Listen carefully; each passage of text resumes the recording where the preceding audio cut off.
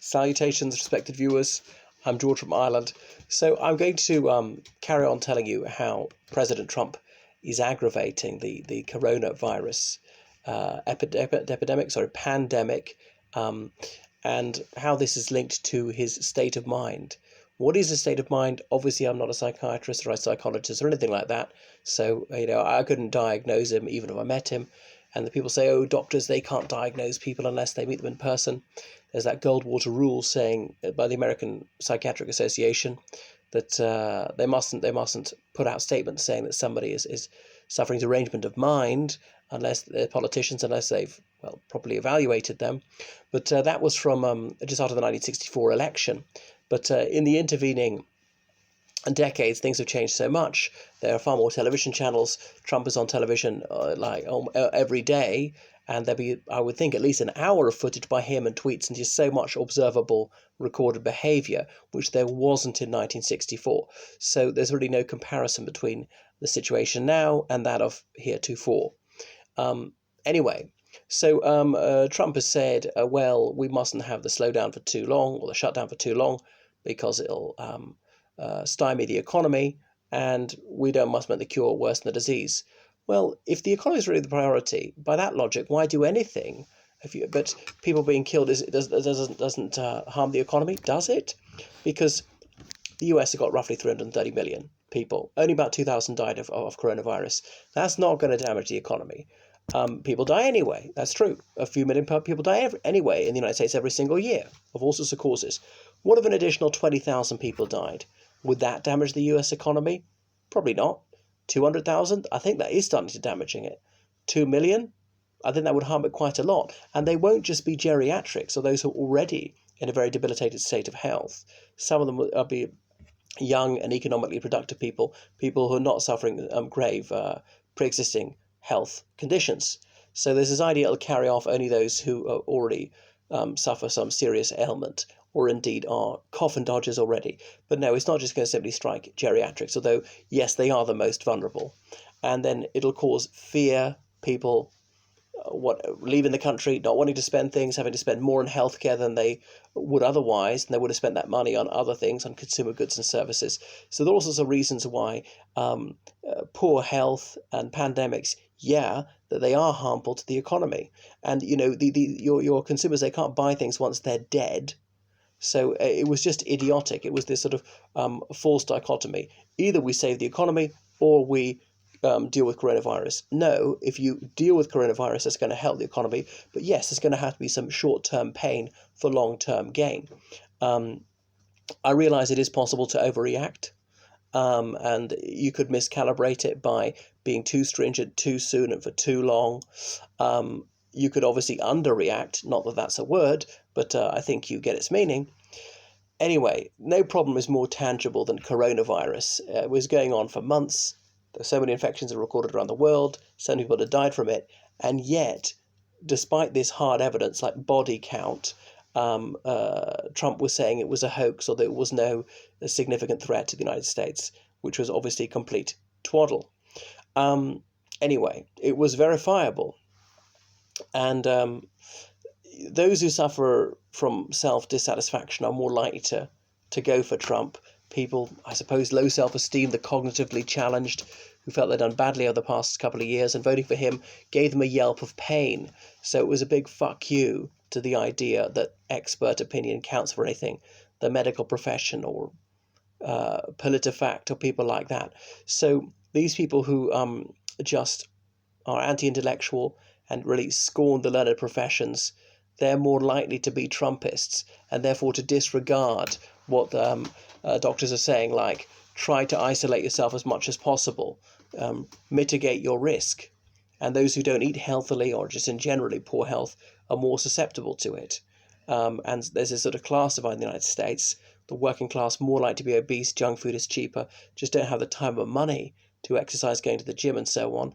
The upper middle class might be working fairly long hours, but seldom have two jobs, and can afford to go to the gym or sports equipment, can afford to eat healthily because their more salubrious food is pricier, and so therefore they are less vulnerable to this disease. So isolation helps. That is uncontested. I've not heard Trump say that it doesn't. And what was his ground for wanting to open the churches? Oh, that it would be nice. Well, you have to have reasoning which is a bit firmer than that if you're the president. So, supposing he did the right thing and tried to order a complete shutdown, I don't know how much he can do, or what would be ultra vires.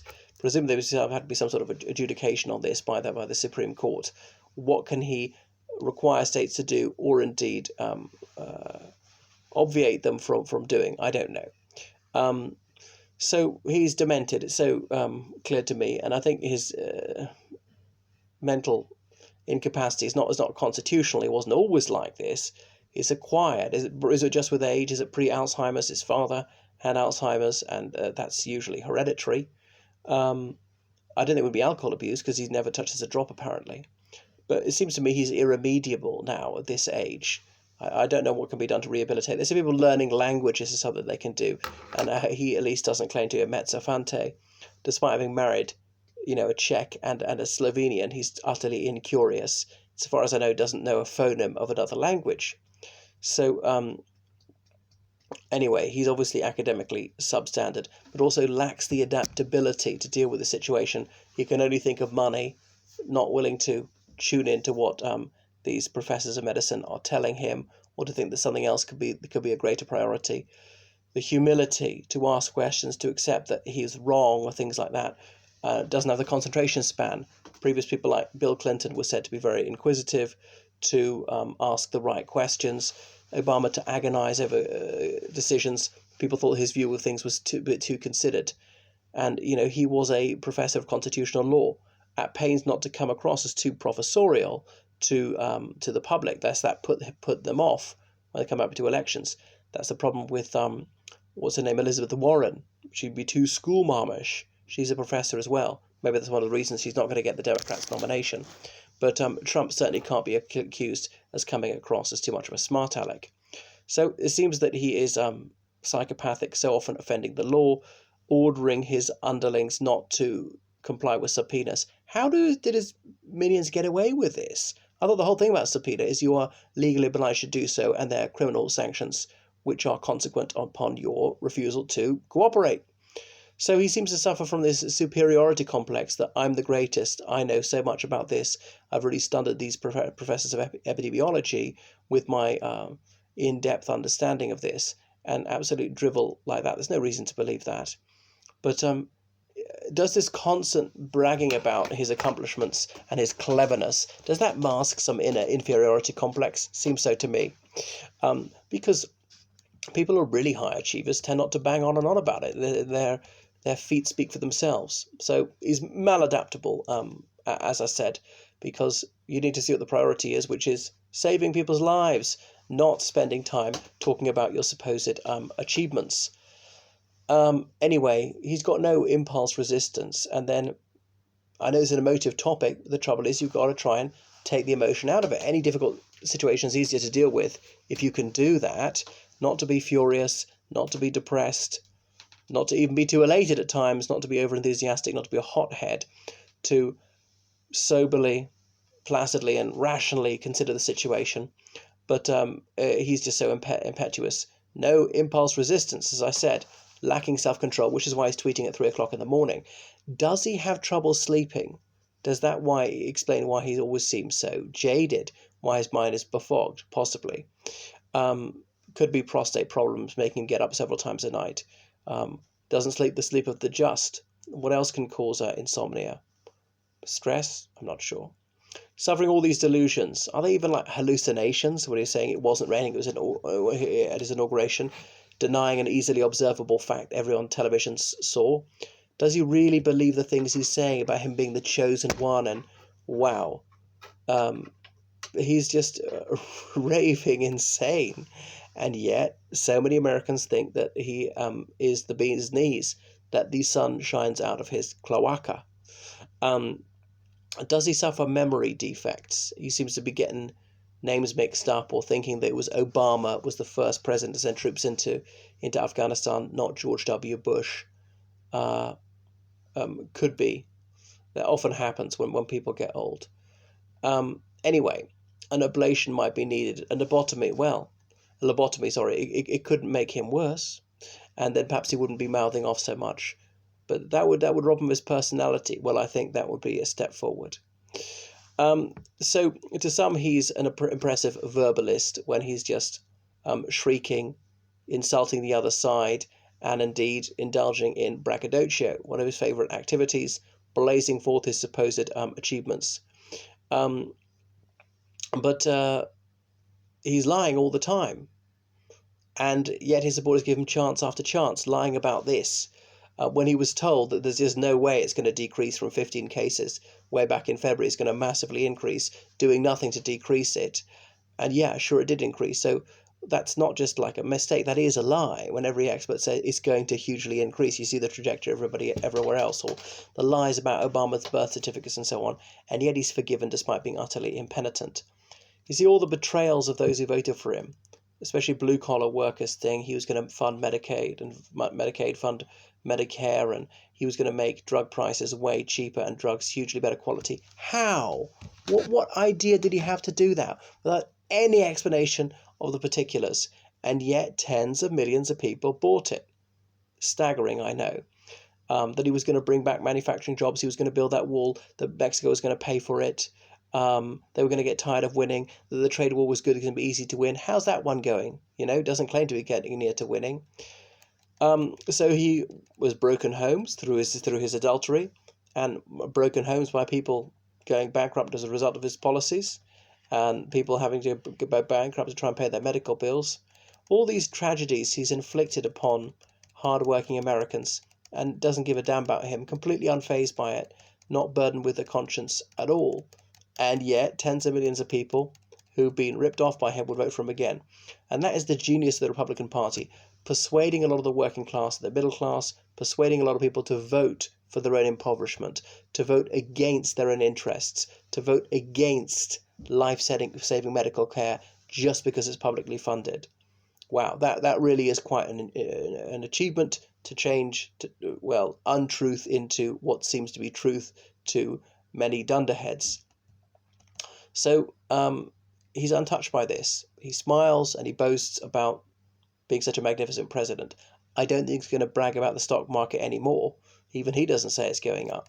So they're constant distortions by his confederates in Fox News, saying that coronavirus was a fallacy, or that Trump is handling it well, or drivel like that. Kellyanne Conway is particularly gifted. I know she's his spokeswoman, and she'll be asked a question that she can't answer because, as I said, the truthful answer would look very bad for Trump, and she prefers not to tell outright lies. So to take one word from that and riff on that is actually quite impressive, the way she'll manage to misdirect people, and it's worked for a surprisingly long time. So she doesn't suffer from any mental deformity like Trump does. She just, I suppose, is just completely amoral. So Trump is very inadequate. He's the worst equipped to deal with it of any president I can think of, which is why the United States is so ill prepared. They knew this was coming. More ventilators could have been produced. That War Production Act, he could have ordered companies to produce more hazmat suits, more everything really. And it's not happening. There's excessive localism where a doctor or a nurse in one state isn't recognized in the next. I mean, the human body is the same. Is this one country or not? I know they're different state laws, but come on. Anyway, so he could have impressed me. He could have taken the right steps and tried to cauterize the problem, and corral people who had it in certain places. But no, he didn't grasp the nettle. He could have been presidential and done the unpopular thing because it's going to pay dividends in the long run. It's all about his re-electability, not about saving the lives of his people. But anyway, this Trump presidency, it poses fundamental questions about the assumptions underpinning democracy, that people are rational, that they have their own best interests at heart, that they penalize dishonesty, that they reward honesty. You think people would be impressed, okay, even when it looked bad for you, you told the truth because that was the morally right thing to do, and we appreciate that. No, that doesn't work for a great many people. Not saying that Democrats don't lie, they do, just far less frequently. That such a Popeye and mountebank can be elected. Anyway, he's done nothing constructive. I think in all his life, the public, have no reason to be grateful towards him at all. But he's noisy, he's noisome, he's shallow. his behavior, well, it is not mere eccentricities. I'm not against people being strange. I'm strange in my own way. But these are, well, just dishonest traits, being completely undignified, breaking with protocol, slagging off previous presidents is one of the least of his crimes. So he's such a rich stream of material for commentary. What will people make in a century of this? They'll think, how is it possible that such a malevolent clown was elected? It's perplexing, I know. So he deviates from the norm in very bad ways, as in just shamelessly lying, even when his lies can be instantly proven to be false statements, and being completely indifferent to the sufferings of tens of millions of people, just resolutely closing his mind to bad news, thinking he can wish it away, magical thinking, and disregarding the advice of some of the greatest experts in the world, and on and on and on. Anyway, he's hysterical sometimes, ranting and irate. Other times he's kind of quite, what would the word be, like melancholic, low energy. So there's this volatility to his mood. What are the mood swings about? Is that a senile issue as well? Maybe. Is he just hungry? Is he just tired, headachy? I mean, I'm in a ratty mood too when I'm peckish. Anyway, he's had so many advantages in his life, yet he's always claiming to be hard done by. They were very unfair to me. What a whinge bag. Whining. It's pathetic. It's contemptible. Because the Republican Party is always denouncing various ethnic minority groups having a victim mentality, yet they have a victimhood mentality, always saying Christians are persecuted, and just blatantly dishonest things like that. America, where over 70% of people are Christians, where there are so many churches, where there's so many very rich pastors and bishops, where religious organizations own billions of dollars of real estate, and on and on and on, where virtually every candidate declares to be a Christian or possibly a Jew, but that's it, like over 90% of them are Christians in public office. It's staggering that they could tell such an outright and very obvious lie and say it with a straight face. Just barefaced lying constantly, but yep, it does the trick with many people. So anyway, Trump has to be humoured. He has to be handled with kid gloves. So this fiend has to be praised to the moon. And he's not candid with people like the UK saying we suffer anything under 20,000 deaths, we're doing well. Extrapolate that into the United States, a country with something like 6 times the population, that'd be 120,000 deaths.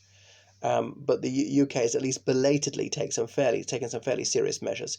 Even with Italy, with like an extreme lockdown, not even allowed to go to a funeral, they've suffered how many deaths? Is about 10,000 now, and they've got over 80,000 infections. So some more of those infected will die.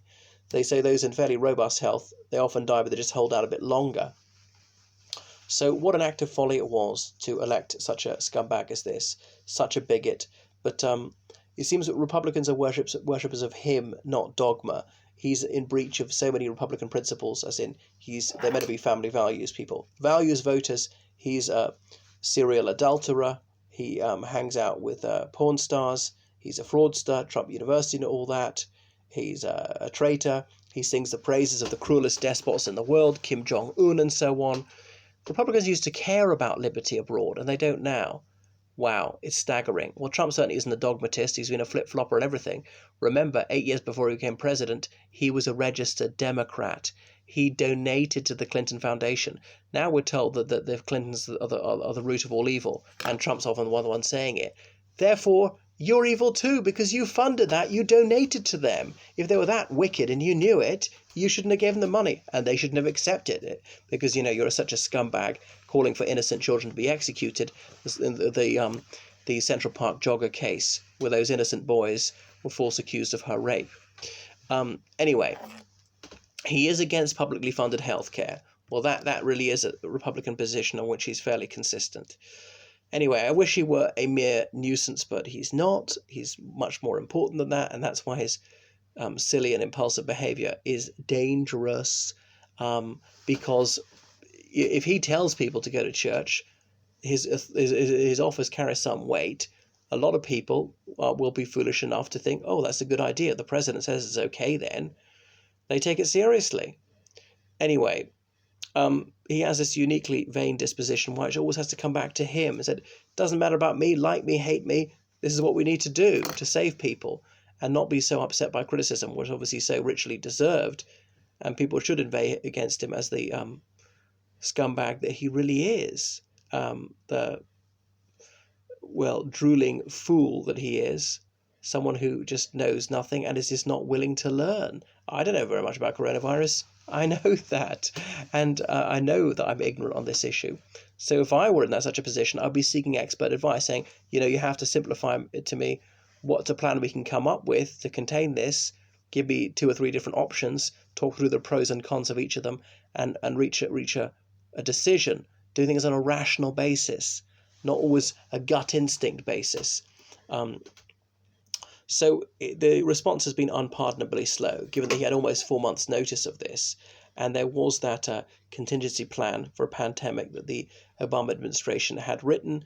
The Trump administration, when they were the incoming administration, they refused to take a briefing about this from Obama's team. And there was a strategy to cope with this, and they sternly rejected the idea of doing that. And of course, it's got enormously worse as a result. So he was indecisive, fiddling whilst Rome burned. Started off with a bit of social distancing, encouraging that, but it didn't persevere with it. You have to persist with these unpopular policies for weeks. Only then will it pay off. In China, it took 6 weeks for it to be seriously reduced, the infections. So his non-persistent policy, shows that he's a guy who's got a weather vane mind. He changes his mind as often as he changes his socks, changes his story about things so much. They used to be called flip-floppers in the Republican Party. They used to be castigated under George W. Bush. The Republicans used to admire someone who does not waver. And look at Trump. He doesn't know his own mind. Does he have a mind? So the situation is unsettled, to say the least, in the short term. I mean, he'll be panicking. What can I do to save the stock market? It wouldn't surprise me if he changed his mind back again and say, I never said people should go to church at Easter. But you did. Even when you can prove it. Even when it's crystal clear what he said. He will say that the evidence is not there. So his shortcomings are manifold. His dishonesty, his capacity for self-delusion, because he's dishonest with himself, his shamelessness, his maleficence, and, his raging vanity, his desire always to aggrandize himself rather than actually help people. That's what people are supposed to be in politics for, as in reducing suffering, increasing happiness. So why is he hostile to the idea of isolation? I suppose because it's hitting his hotel chain and golf courses, and the stock market, which he's taken as some sort of, the key metric of his success as president. So it's doubly unfortunate to have Trump and the Republicans at the same time. Trump could never be a convincing Democrat. Notably, he didn't try to get anywhere in Democratic politics. Back in the 80s, he thought he might be vice president as a Republican. Because, if there was Democrats controlled Congress, perhaps he couldn't do so much harm. I'm not sure exactly what the Congress could do, voting here or there, but obviously the Democrats control the House of Representatives. They don't control the Senate. So that's another thing about Trump, is he can't appreciate the achievements of others and look around the globe for best practice. South Korea, Singapore, they've handled it fairly well. Some northern European countries, Switzerland, Germany, they've handled it quite well. Loads of testing, not that many deaths, lockdown, and the situation is far better than it could be. And some American states not doing too badly. Certain Democrat-led states. It's happened to affected Democrat-led states because they tend to be the ones who are more globally engaged, have more people coming and going. So Trump's notoriety is so often mistaken for fame, known for hanging out with mobsters, known for being a self-confessed adulterer, always boasting in the press about it, known for being just so inhumane, so unjust, and that's something to be proud of. Name recognition. People prefer the things they're more familiar with, is why I prefer sort of musical styles or sartorial styles that I'm accustomed to. And that's one of the things to help him get elected. Anyway, the senile often become paranoid. Trump seems to me is no exception. Impending doom for tens of thousands of Americans at least, and that is a nightmare made in the White House. But what's the antidote to Trump? And Trumpism, really, more importantly. He won't be president forever, even if he's re-elected this next time. Good question. I mean, how can we make people more rational, less bigoted, to actually care about truth and make decisions on the basis of facts? That's very difficult. I don't know what the prescription is. More education? No wonder Republicans are hostile to education. Dialing it down? Well, the thing is, Democrats are not so snarling, so vicious as Trump is, so petulant, so childish, so intolerant. So I suppose it's just the Republican Party needs to grow up. Well, them to be absolutely destroyed would be nice. Failing that, at least a heavy defeat for them, and they could refine their moral compass. That would be progress. Anyway, so these are my uncollected ramblings on Trump and how he's aggravated coronavirus. So please donate to me on PayPal, georgecallahan79@gmail.com.